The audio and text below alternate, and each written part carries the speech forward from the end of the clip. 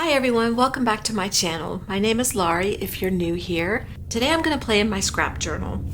I have a large All Because of Scraps journal. I have a small one too over there. It's got quite a few pages left to do, but this book here is almost finished. We have one more page and I want to go ahead and finish that page today. And this is the last page we did, and we used scraps from a page we did in this Dilutions Creative Journal. And so we're going to do the same thing. I'm going to take a page that I created and I'm going to use the scraps that were left over, and it's these right here. I've been keeping them stored in here so I wouldn't lose them. These are all that's left over from this page we did, and there is a video about this. So I'm going to separate my scraps out so that I can organize them a little bit better, and I'm going to change my drop paper so that we have a fresh paper to play on. Well, it's not fresh, it's one I've already started, but I revert back and forth because I was playing around with something on the other paper. So we're going to go back to this paper. It's kind of boring, but maybe you'll be able to see what I'm doing better. All right, so I'm going to separate my scraps out so that they are organized, and I'm going to start gluing my scraps down on a blank sheet of paper. So I have all my scraps separated out. These are the shapes. I'll set those to the side because I'll use those last. These are the bigger pieces, and these are little pieces for filling in if I need more scrap. This one should be over here. All right, I'm just going to use a regular glue stick, and I'm going to start gluing down my papers and see where we wind up.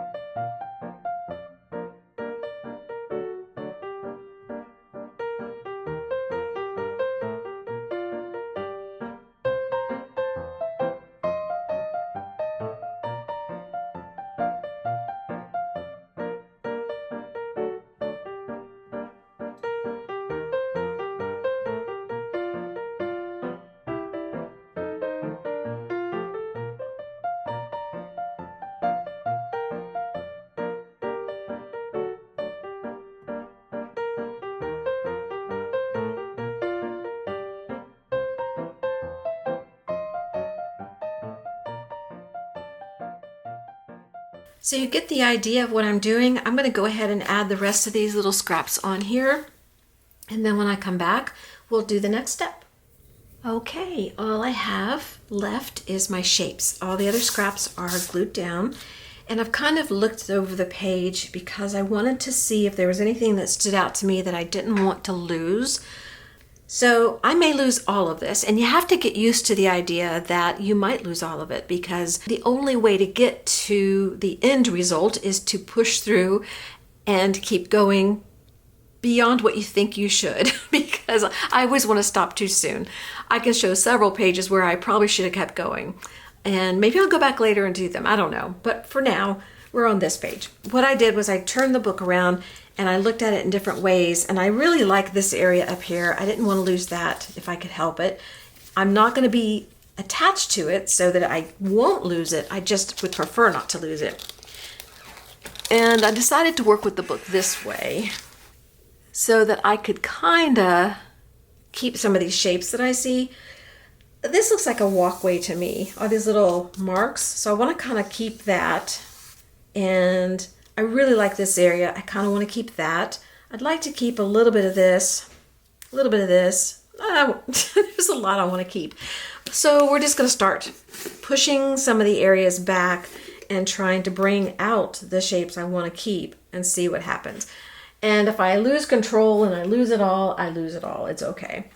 I usually use a palette knife to do this, but I'm thinking because there's so many shapes I want to keep, maybe I will use a different gesso and not use my palette knife. So we're going to use Liquitex gesso, which is a white gesso. The one I had in my hand is Artist Loft. It's a little more clear and it's rather stiff because it's getting dry, so it's a little harder to work with. So I like to use that when I really want to cover the whole thing. So we're going to use the one that's easiest to use. And I'll need a scruffy brush. All right, so I'm just going to start taking this gesso and I'm going to go around the areas that I don't mind losing. And you'll probably still be able to see the background because this gesso is not completely opaque. It is a little bit see-through, but as we work, we'll start losing those areas that we cut out. Because I'll probably put paint on here too. I don't know. So in the meantime, I'm just gonna sit here and play, and I'll let you guys watch the majority of it, but if it gets too long, I'll turn it off and finish it off camera and then come back and show you what I've done. For now, let's just get started on pushing back all these areas.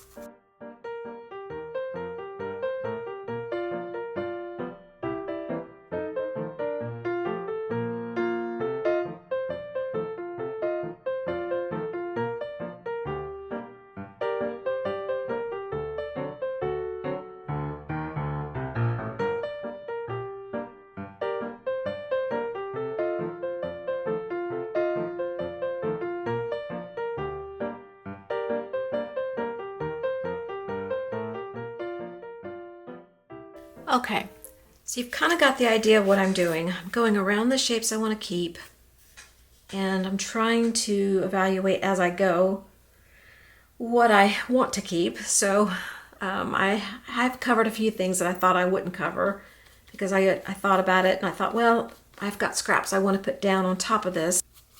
I'm just going to keep going and we'll see what happens. But I'm going to turn off the camera now because it's going to take me a little while longer.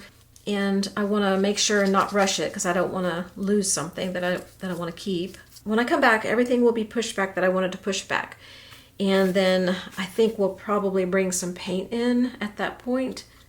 But I don't know. I'll think about it while I'm gone and while I'm doing this. So I'll know what to do when I get back. You never know how these are going to turn out because I'm just using scraps and they have a mind of their own. So I'll be back in a few minutes. All right, I've got the gesso down as much as I want to put down, and I was looking at my scraps and deciding where I want to place them and what I want to do to the background from here. And I really like, as I look at these scraps, the iridescent color that I used. There's a copper and a bronze. And I went back to the book where we created this page because I wasn't sure what I used, and I had written down what I used, so now I know how to find the color I want. I want that iridescent bronze, which is right here. That's what I'm going to use. So I think what I want to do is bring this color all through the rest of the page where the gesso is. And if I don't like it, we'll cover it up. But that's what I want to do. That's where I feel led to go.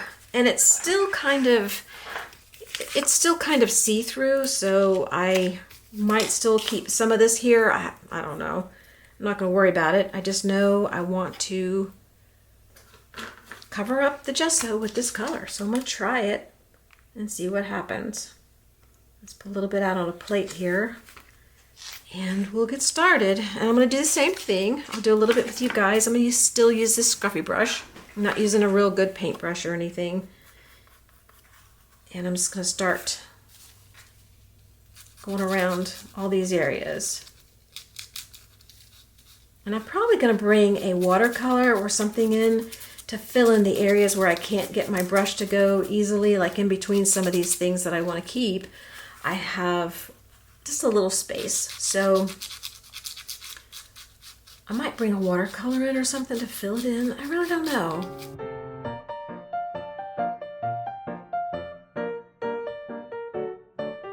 I'm liking it so far, at least what I can see. There's so much bright light on me that to me it looks fine. I don't know what it looks like when I turn off the light and I get it up close to my face. I'll look at it in a minute. For now, I'm just going to keep doing this. So I'll shut up for a little bit and do this.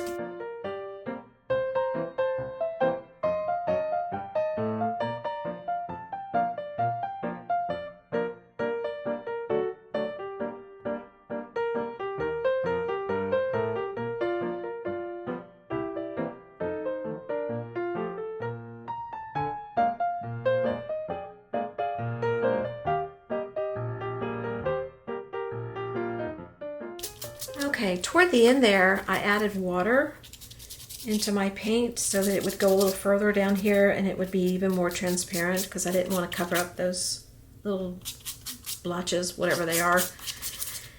And I've used up all the paint on my palette, so I'm going to stop. I'm going to let this dry for a minute, and I'm going to stand up where I can see better and see where it's at and what I want to do next. I've decided to take some watercolor and go over it with like a wash. And I'm going to use this cheap kid set. Don't have a name on it or anything. I probably got it from Hobby Lobby years ago. And I'm just going to use any old brush. It's not important to keep it pure or anything because it's just a cheap kid set and I'm not really watercoloring.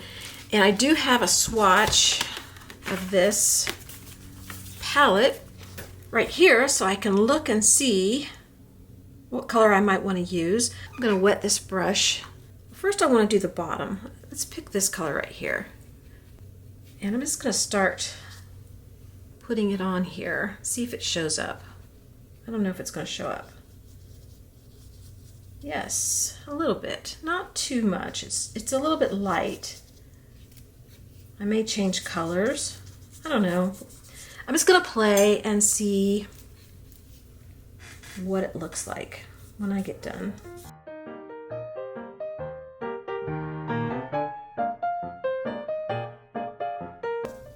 I think I'm going to go a little darker. Okay, so let's try this one here, which is right here.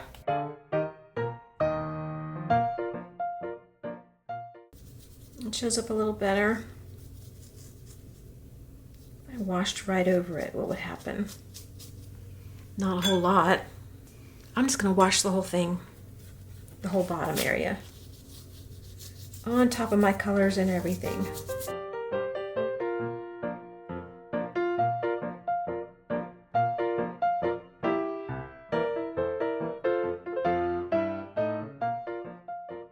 Okay, I'm not loving this, so usually that happens. I usually don't love it for quite a while until we get to the end, and then I decide the next day when I come in and see it with fresh eyes.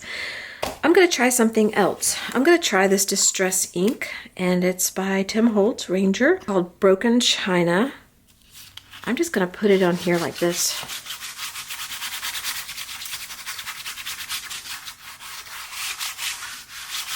And then, that's not glued down, I'm going to take a brush with water and I'm going to go over it like this and see what happens. Okay, I'm going to go dry this now and then see how I like it. You never know. Okay. I'm still not loving it, and I think what I want to do is bring in the gesso that I told you about earlier that's a little bit see-through, and I want to kind of push back this a little bit, and then I think I'm going to try using some of my crayons on here. Because what's happening here is, in my mind, the scraps that I want to use are just too lost, and I don't want to paint on the scraps. So I'm trying to make the background separate. So that's what we're going to do. And I'm just using a palette knife and pulling some of this out. Then I'm going to take a card and scrape it on.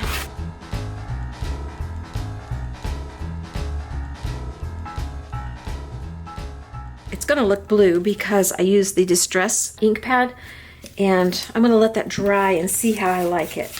And then I'll probably bring in the crayons and play on top of that. All right, it's almost dry, but not quite. I pulled out these oil pastels. I changed my mind from the crayons. I have oil pastels that I use quite a bit that I was going to use, but I saw these in the drawer with those, and I decided to pull these out because I don't play with these very much. I have a little bit. You can see a couple that I've used. And we're at the point now where anything can go because I'm very not happy with this. And that's just normal. It's normal for me, so I'm not too upset about it. And I'm going to take some of these colors and just bring back the color that's on here.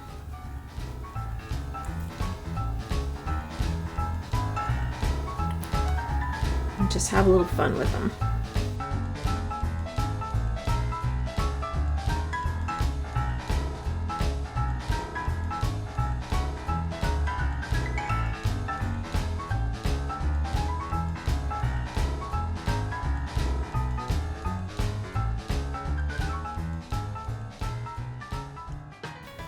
Okay, I think I'm feeling the need for some spa blue. So let's bring that in.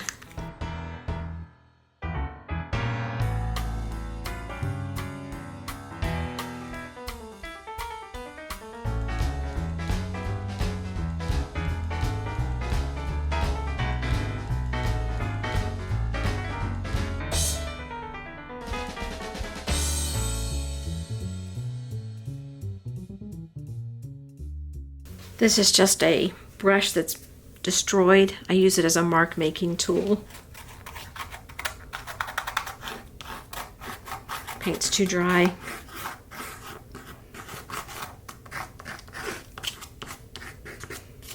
Okay, well, that didn't do much. That's all right. I'm going to heat this up a little bit and rub it with my finger some.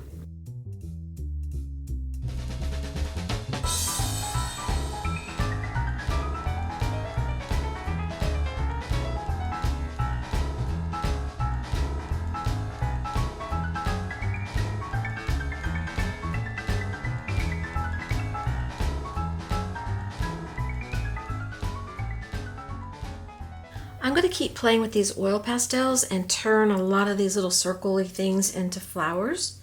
And then I'm going to see what my scraps look like on top of this. I may change this again. I don't know. I'm sitting here just quandering over it. So your guess is as good as mine. But we're going to keep playing. I think it's good to keep playing. You just never know what you're going to get. Never know what's going to happen.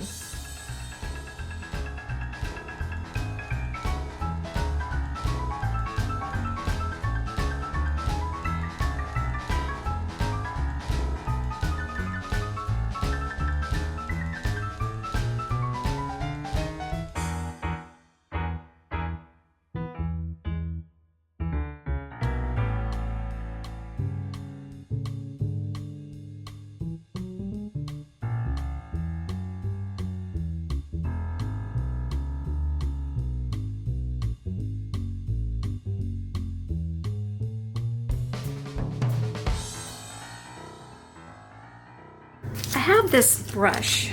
It's called Brush Sticks. I've never used it before. It's got a firm tip on the end. I'm not sure it's for, let's see. It says sturdy foam tip brushes for applying StazOn, glaze-on, and other mediums. I'm going to use it as a blending tool. I've had it for years and years and years. So if I ruin it, I ruin it. But I've got more because they were on clearance, and I thought, well, you never can have too many of whatever this is. So I have these. I'm going to heat my page, and I'm going to blend some of this stuff together.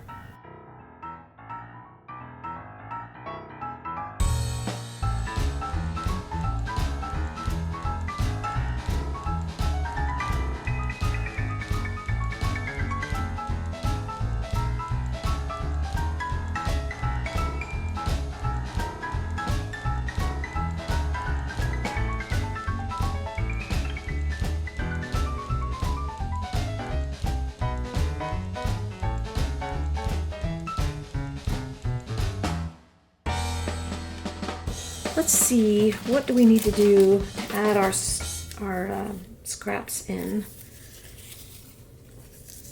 I think I need to push this back some more because I don't really want it to stand out. I just want them to be there sort of in the background.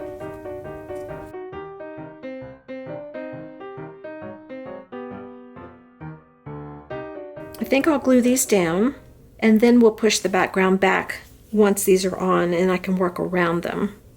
How about that? So I wonder if a glue stick will work now. We'll see. I'm so tempted to push the background back before I do this, but I really want some of that background to stand out. So I think we'll just wing it and go this way. Why not? I'm gonna put these on, and my mind is going 100 miles an hour, of course. And I'm thinking to myself, I wonder if they're going to see this video. Because I don't know till I finish if I'm going to let you see this or not.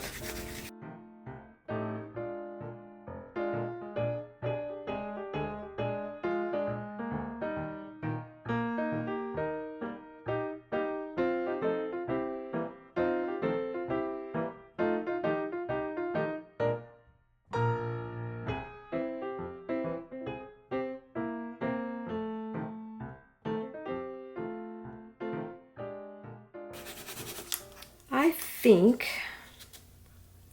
I'm gonna let this sit and rest for a little bit, because when I work on something for a while, I get to the point where I'm like, ugh, scrap it. But if I take a break, sometimes when I come back, I have fresh ideas or something will spark from something I see, and I don't know, I just have a different outlook on it. But I think I'm gonna like this because we're gonna push this back a little bit and we're gonna outline these and bring them out more. And I'll probably play with Posca pens to do it. I can't leave well enough alone, so before I quit for the day, I have Posca pens on the side over here, and then the black and white over here, and a pencil, of course. And I have my kind of see-through-ish white gesso by Artist Loft here. I'm going to pull a little bit out and put it on a plate because it is thicker, so it's harder to get out of here. I'm going to take my scruffy brush and I'm going to try and just play around and push back the background just a little bit and see how I feel about it. And I'm gonna go over everything. I know y'all are like, what in the world? I'm gonna go very lightly over the flowers because I do want them there. I just want them faint. I want them much fainter.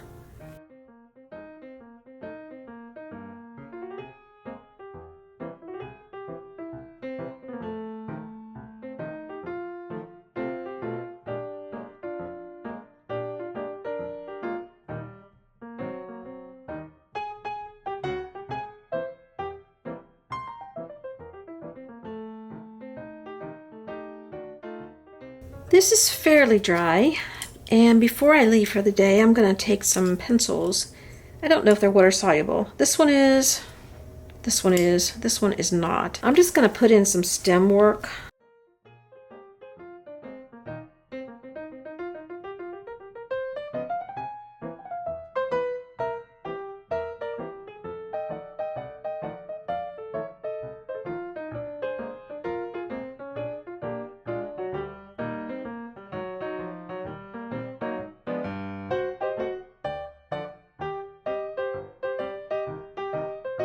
I'm going to play with pencil now.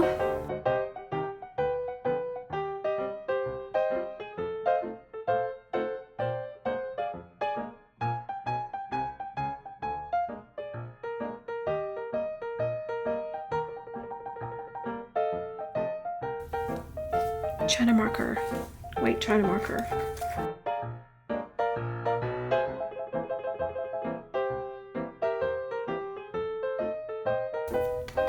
Let's play with some Posca pens.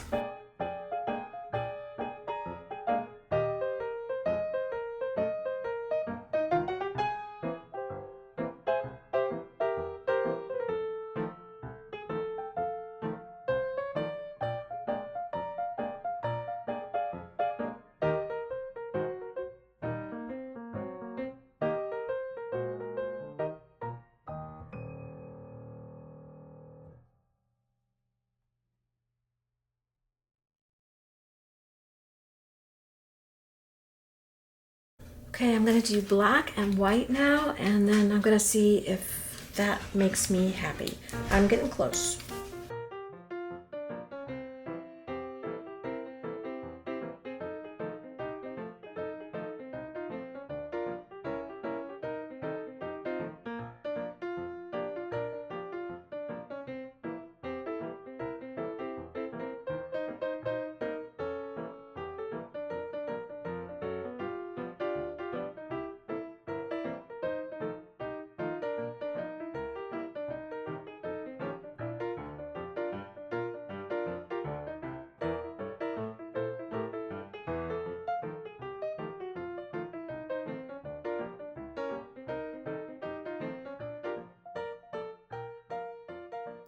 It's the next day. I just walked into my art room. Today is actually Easter, so happy Easter everyone. I hope you had a very blessed day. I took a look at this page and I thought, I love it. After all the fussing with it yesterday, leaving it overnight, letting it dry, letting the background come through. After everything dried, the background kind of comes through. You can see a little bit of the paper, the scraps that I used. all these images in the back were brought out because of the scraps, so I really like it. I'm very happy. So I'm calling this my funky flower garden.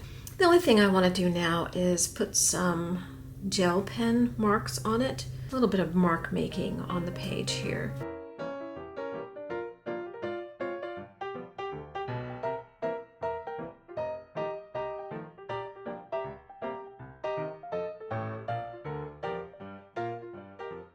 Okay, that's it.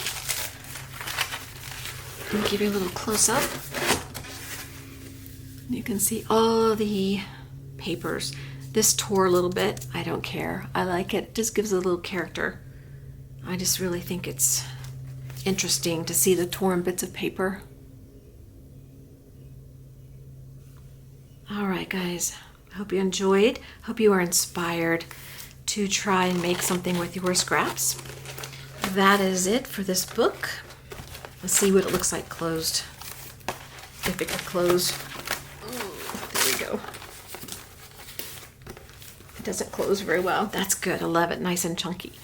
So next time you see this book, we'll be doing the cover. I don't know if I'll do the back. Maybe I will. But definitely going to do the front cover. And we'll take this off. And then we'll start a new book. Okay. I hope you have a great day. And I will see you in the next video. Thanks for watching. I appreciate it.